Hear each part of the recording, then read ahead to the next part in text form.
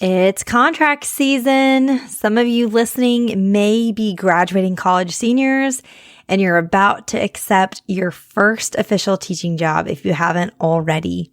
Some of you may be listening and you're embarking on teaching as a second career.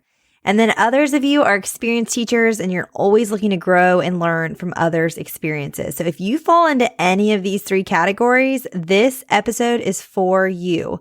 I'm sharing 5 things I wish I'd known my first year teaching. And I know everyone says this, but it truly feels like yesterday that I was a first year teacher. I will never forget the feeling of walking into my first classroom the summer before school started and just taking a deep breath and reveling in the fact that this space would soon be filled with my students that I had the privilege to teach. Like, it was just, there's such a gift in that enthusiasm and optimism and energy that new teachers bring to the classroom. But the one thing that new teachers don't have and I didn't have is a lot of experience. I had 4 months of student teaching and, countless practicums in my undergraduate training program, but nothing compares to the real thing. And I've learned so much over the last decade plus since I was a first year teacher. And, a lot has been from my own experiences, but most of which is from other, even more experienced teachers than me. I shared some of those in last week's episode, but a lot too has been in these, last, 8 years of doing It's Not Rocket Science and my connections with you guys and our conversations. I've just learned so much from all of those things. And so that's what I'm sharing today. The top 5 things I've learned from veteran teachers and my own experiences that I'd wish I'd known my first year teaching. Let's get right to it. This is Secondary Science Simplified, a podcast for secondary science teachers who want to engage their students and simplify their lives. I'm Rebecca Joyner from It's Not Rocket Science. As a high school science teacher turned curriculum writer, I am passionate about helping other science teachers love their jobs, serve their students, and do it all in only 40 hours a week. Are you ready to rock the time you spend in your classroom and actually have a life outside of it? You are in the right place, teacher friend. Let's get to today's episode.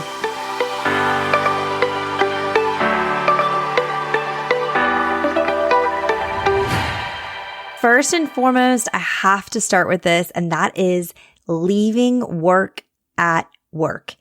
If I could be with each of you in person, sitting in your passenger seat of your car right now while you listen to this, on your drive, or next to you while you're washing dishes in your kitchen and cleaning up from the day or packing your kids' lunches for the next day, if I was there right next to you right now, I would do what my daughter loves to do to me, and I would take either hand on both of your cheeks on either side of your face, and I would look you in the eyes, and I would say this so intensely in your face, okay? Leave work at work. Do not start the habit of bringing piles of work home to do on your nights and your weekends. Just don't do it. I know it is so tempting. I know you have so much to do and not nearly enough hours to do it, but you have to set some boundaries if you want to last in this career. And I want each and every one of you to last. And if you start this habit, it is really, really hard to break. I think first year teachers are especially susceptible to this. If you are like that fresh out of college first year teacher like I was 22, fresh out of undergrad, again, like single. I was living with 4 other girls. I was taking grad school classes at night. But again, I didn't have any other people I was responsible for taking care of. And so it was so easy to naturally start bringing piles of work home and, cutting and laminating, station cards while watching Say Yes to the Dress marathons and, then bringing stacks of lab reports home to grade. And soon I was regularly lesson planning and then starting to email parents from home. And then you get in the habit of not being able to fall asleep because you just got some crazy email from someone and you're all stressed out about it. And I just wish if there was truly one thing I could do differently, it would be to just not bring the work home. Even though I didn't have kids I needed to rush and pick up from carpool, I wish I'd even rather just stayed later. I understand that working 40 hours a week is nearly impossible your first year. I wish I'd at least, if I was going to work late, just done it in the classroom and just protected my home space better. I know this is so hard to do, and I have a lot of thoughts about why you shouldn't do this and how to accomplish it. And I'll link a blog post in the show notes about that. And then especially specifically to email, if you're like, there's no way I can't bring stuff home, at the very least, can you not bring your work email home? Delete that off your phone. Delete this management system app off your phone and don't check the email. Like if you're only going to set one tiny boundary, would you set that one? I have an episode about this, episode 77. I'll link in the show notes. It's 5 myths I feel like all teachers have about their work email. It's just like the smallest thing you can do, and it will have exponential impact. So I really want to encourage you, leave work at work as much as possible as you possibly can, especially in these first years. Just don't start setting those habits. They're so hard to break. Okay. Second thing I want to tell you is systems will save you. Now, my natural personality, I'm naturally inclined towards a system and a spreadsheet and an alphabetized spice rack. Okay. That's kind of in my DNA. But even still, I think I really underestimated as a first year teacher just how many like spur of the moment, on the spot decisions you have to make. Teaching requires so many decisions in the moment, all while having an audience of teenagers waiting for your response. It requires immense adaptability and spontaneity. And those are two things that I do not do well. Okay. But like I said, things I do well are systems and consistency. And so what I found over the years was that my students definitely need consistency in their lives. I mean, I feel like every year their lives get more and more chaotic. They're just living in mass chaos. And by creating a classroom culture where expectations were clear and actions and reactions were consistent, it allowed my students to be able to relax and engage more and really trust me as an educator, especially in those early years where I didn't have a lot of experience to make me a very trustworthy teacher. You know, I didn't realize how big of a factor that trust would be in building relationships with my students. And so I really think having systems, it allowed me to create a classroom culture that students felt safe to learn in. And then it also helped me as someone who struggles to adapt and be spontaneous and make spur of the moment decisions. It helped me to have something to default back to or like refer back to when I had to make all of those in the moment decisions with answering a question or how to engage this classroom management issue or whatever.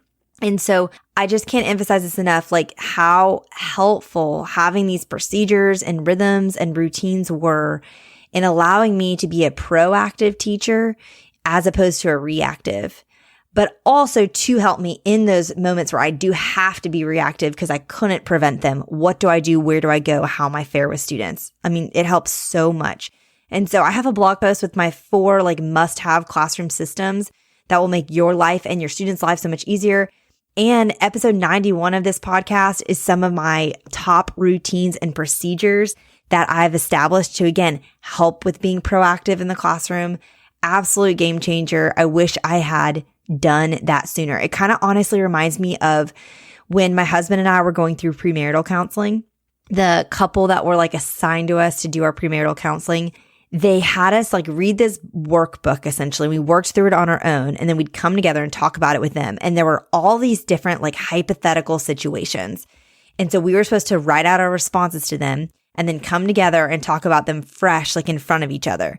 And I remember my now husband being really frustrated by it because it led to a lot of really hard discussions and like honestly like arguments about hypothetical things that hadn't even happened yet. And he was like, why are we even talking about any of this? Like, it's like a non-issue. Like, let's not argue about things before they're actually problems. And I totally get where he's coming from. He's an eternal optimist and an Enneagram 7 to a fault, avoids conflict like the plague. But at the same time, there is such a benefit to being proactive about situations before you're in the heat of the situation. Having some hard conversations while they aren't that emotionally hard because they're hypothetical. Let's talk through some of these hard things. Let's kind of get our bearings on them. Obviously, we can't predict every single thing, but we can just have some of these natural conversations. For example, one of the things we talked through was, hey, if you experience infertility or if having biological children doesn't go as naturally as you'd anticipate, kind of what do you guys think your next reaction would be? And we really talked through this in detail before we got married. Both felt really passionate about pursuing adoption over like in vitro fertilization or other medical interventions. Not that we think there's anything wrong with that. It was just kind of where we fell. And then lo and behold, 3 to 4 years into marriage, when we got our own unexplained infertility diagnosis, it was like in a sea of chaos and like so much emotional overwhelm, that was a clear path for us of what's next, what our next move was, because we'd already talked through it in advance. And that's like the beauty of thinking through a lot of these things in advance and having some systems, making some predetermined decisions. Again, I'm not trying to like put you in a box and be like, you can't change your mind. You of course can. But I think especially if you're someone like me who gets really flustered by things that catch me off guard, things not going to plan, I'm not a very flexible person. Having these systems, thinking through these hypotheticals in advance, so helpful just to kind of have, again, like that default to go back on.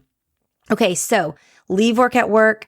Systems will save you. The third thing I will say, and this is something I kind of mentioned in last week's episode 129, but parents are an asset and not a burden.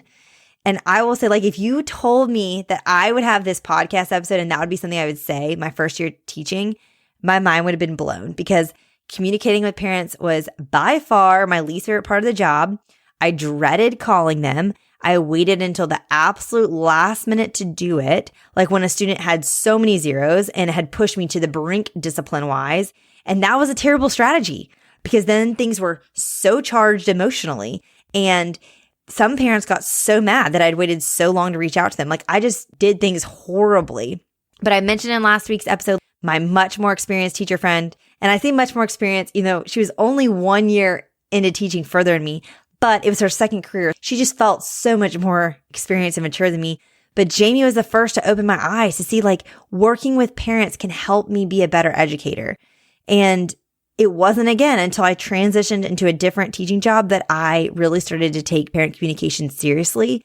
But when I did, and I saw how I could have this team of people, me, the school counselor, other teachers they had, their parents or guardians, like we could all surround a student and support them. It took the pressure off. I wasn't the only person having to get this student to the finish line. There were a lot of stakeholders invested in the student's success, and keeping up with parents, it was no longer just like one more task on my long list of things to do every day. I saw it as a resource to serve students better if I engage their students. And I'll link in the show notes, again, that blog post that talks more about my parent communication system. The fourth thing I recommend, and I wish I'd known my first year teaching, was to use my sick days. Okay, now I'll have a caveat to this, but here's like kind of the context from that point. When I was a first year teacher, there were 2 women in my department who were within 3 years of retiring. And so both just really shared so much wisdom with me. We had department lunches every Friday together. Our whole science department ate together because we all had the same lunch block. And one of the main things that stuck with me over the years was the way they both just really implored me to use my sick days. Even if I'm not physically ill, they were like, I wish I had taken mental health days and used those sick days. They are so often overlooked as teachers. And I think especially as high school teachers, we are most likely interacting with like 100+ students a day, and they're becoming young adults. Like a lot of them are dealing with some heavy stuff in their lives, huge burdens on their shoulders. And not only that, but like teachers are expected to do so much with so little. You have so little time, so little resources, and so little compensation. And so most of us are running at a pace that is just not sustainable for the long term. Like, especially as a first year teacher, I feel like I was fueled by like adrenaline and Starbucks. And so their encouragement was to take the sick days and don't be scared to leave your students with a sub. I was especially scared because my first year teaching, I was on a 90-minute semester block schedule. So like missing a 90-minute class period felt very hard. Like that's a lot of time to make up for. It was easier when I taught at a school with 50-minute class periods. But there are still so many meaningful things your students can do and learn without you there. And I will link in the show notes my podcast episodes and blog posts about, leaving things for a sub and meaningful lesson plans and all of that you can do. But I just think taking that time away to rest and recharge is so important. You can even take one of your sick days and use it as a catch-up day. One day off a quarter that you're going to do some batch lesson planning and really catch up. Then you can use all of your planning periods for lab prep and grading. That's one way I was able to kind of reclaim some work-life balance. And even if you take your day off and you're using it just to rest and not work, that's great too, or if you are like, well, I shouldn't be using all this time to work. Well, work in your jammies and get yourself, take out lunch and make it a special day so you are still getting some rest, even if you are working on that day off. Y'all, I can't emphasize enough how much these two women expressed this with intensity. They had both stockpiled sick days for their maternity leaves and then also for payback days when they retired. So our district had a policy where you were paid at retirement for days off that you didn't use. So they both said instead, they wish they had used short-term disability insurance to cover their maternity leaves, and that the money that they were making at the end that they were getting paid back for, they were like, I don't think it's worth it. I think that time off and the preservation of our sanity and mental health would have been more worth it. And again, I know some of you have to save your sick days for when your kids get sick, but that was another thing. They were like, I wish I'd used them. And then if I needed a sick day for my kid that I didn't have, I just took a day unpaid here or there, as opposed to, again, just pushing myself so hard. These teachers have been teaching for 25 plus years. I just thought that was really, really interesting. And then I know for me, I wasn't planning on moving. And then my husband's job moved us. And so I only had at that time 2 years of sick days piled up. But I literally think I had 8 sick days accumulated that weren't going to transfer with me when I moved schools. So that's the other thing about accumulating sick days. You might be saving them for something in the future that never actually happens. And so I remember at the end there, I was using sick days left and right. At one point, they were like, hey, why don't you just take a week off and get 5? We can see what you're doing here. Take a week and take 5 of these days off instead of us having to keep finding these little subs here and there. It was kind of funny, but I just think that was something I never thought of before. So I want to encourage you to use your sick days. And then the last thing I'll say is this: please, please ask for help. Don't be afraid to humble yourself and ask for help. I was so worried as a first year teacher that if I asked a question, it would make me look stupid. And that's really a major pride issue. When I was finally willing to humble myself and admit that 1, I don't know it all, and 2, I desperately need help, I grew so much as a teacher. So please ask all the questions. If you need help, ask. The worst case scenario, if you ask a question, is someone's going to say no. And then you're not any worse off than you were before. So please ask all of the questions. Use the resources of experienced teachers around you. Use the Facebook groups that are so active. Use everything in your disposal that you can to ask questions.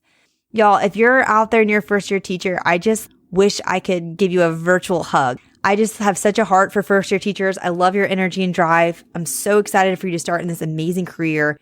And I just hope that these suggestions challenge you and encourage you. And even if you're an experienced teacher listening, you can still apply these. Leave work at work. Systems will save you. Set up those systems. Consider parents an asset, not a burden. Use your sick days and ask for help. None of us are outside the realm of needing help. I need help all of the time. I even think about when we had adopted our oldest, I'd never really asked for help, especially since I hadn't given birth. I just felt like I'm physically okay. I should do everything myself. Come my 3rd kid, I was begging people to help me with no shame attached. And so adopt that kind of energy and just ask, okay?